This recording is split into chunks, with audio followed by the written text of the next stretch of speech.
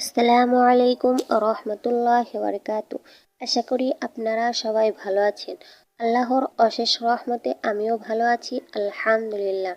আমি আজকে আপনাদের সামনে যে স্বপ্নের ব্যাখ্যাটি নিয়ে এসেছি সেটি হচ্ছে মাথার চুল স্বপ্নে দেখলে তার ব্যাখ্যাটা কি হবে। প্রিয় বন্ধুরা, আশা করি আপনারা স্বপ্নের ব্যাখ্যাটি শেষ পর্যন্ত শুনে যাবেন, দেখে যাবেন। স্বপ্নে মাথার চুল দেখলে তার ব্যাখ্যাটা হবে, মাথার চুল দেখার তাবির কখনো দর্শনকারী নিজের মাল, কখনো তার সর্দারের মাল, আবার কখনো ভিন্ন অর্থেও করা হয়। কেউ যদি হজের মৌসুমে কিংবা আশহুরে হারাম তথা বছরের হারাম 4 মাস ব্যতীত ভিন্ন মৌসুমে মাথার চুল মুন্ডন করেছে মর্মে স্বপ্ন দেখে, তাহলে তাবির হবে তার নিজের অথবা নেতার মূলধন নষ্ট হয়ে যাবে কিংবা সে কর্মচ্যুত হয়ে যাবে।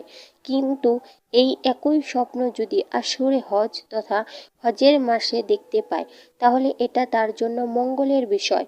আবার কোনো সময় তার হজ সমাপনের প্রতিও ইঙ্গিত হতে পারে।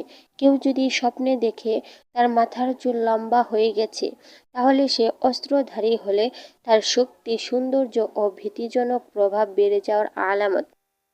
অর্থাৎ হাশিমি বংশীয় হলে শাসন ক্ষমতা ও প্রভুত্বের মালিক হবে, ব্যবসায়ী হলে সম্পদ বেড়ে যাবে, আর কৃষক হলে তার ফসল উৎপাদনের পরিমাণ বৃদ্ধি পাবে।